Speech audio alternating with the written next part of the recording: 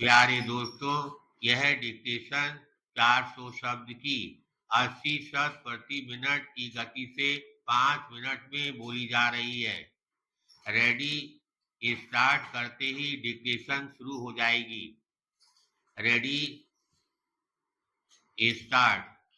अध्यक्ष महोदय, ग्राम पंचायत स्तर पर भू राजस्व ही आय का एकमात्र स्थायी साधन है और अगर यह पंचायतों को मिलता है तो उन्हें अपना काम प्रारंभ करने के लिए प्रारंभिक अवस्था में ही कुछ धनराशि मिल जाएगी। किसी भी राज्य के कानून में इसकी व्यवस्था नहीं है, लेकिन मध्य प्रदेश अधिनियम के अंतर्गत जारी किए गए आदेशों में इसकी व्यवस्था की गई है।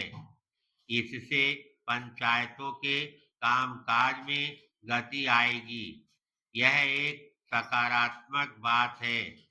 बाजार से प्राप्त शुल्क पंचायतों को मिलता है और अब भू राजस्व भी उन्हें मिलेगा।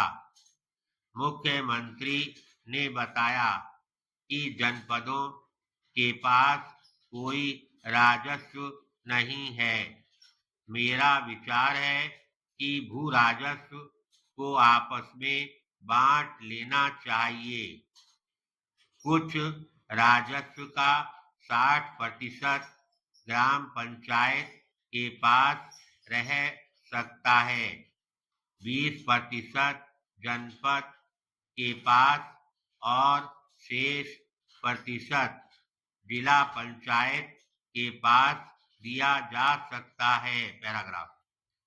हमें याद है कि 1989 में एक सर्वेक्षण किया गया था और यह देखा गया था कि राज्य में पंचायतों की औसत प्रति व्यक्ति आय 60 पैसे थी।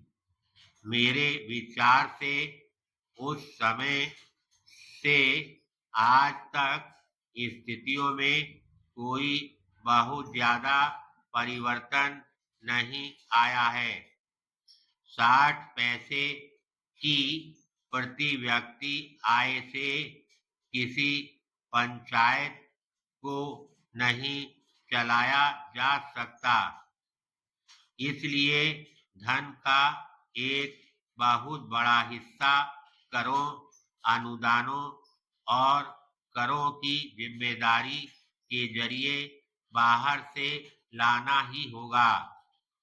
मुझे आशा है कि राज्य वित्त आयोग इन पहलुओं पर ध्यान देगा और इसकी सिफारिशों को स्वीकार करने से मामले में सरकार पर्याप्त रूप से अनुकूल रुख अपनाएगी। पैराग्राफ। वित्तीय संसाधनों पर ध्यान दिया गया है और वर्तमान में जो भी व्यवहारिक है किया गया है।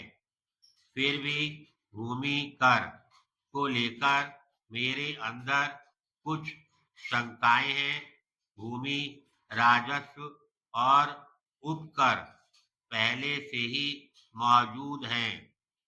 इनके अतिरिक्त जमीन पर लगने वाले कुछ अन्य करों का भी प्रावधान तैयार किया गया है।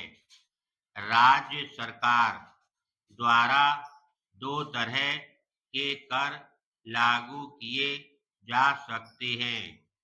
उदाहरणार्थ, प्रत्येक रुपए पर 50 पैसे का उपकर और 1% अतिरिक्त स्टाम्प शुल्क। अधिनियम में करों के लिए 2 अनुसूचियां दी गई हैं। इनमें से एक बाध्यकारी है और इसके अंतर्गत 6 मदें हैं। दूसरी वैकल्पिक है और इसमें 14 मदें हैं। इसके अतिरिक्त जमीन पर भी कर लगेंगे। यह देखना आवश्यक ही नहीं, अनिवार्य होगा कि कर के बोझ को संबद्ध भूमि झेल सकती है या नहीं। धन्यवाद।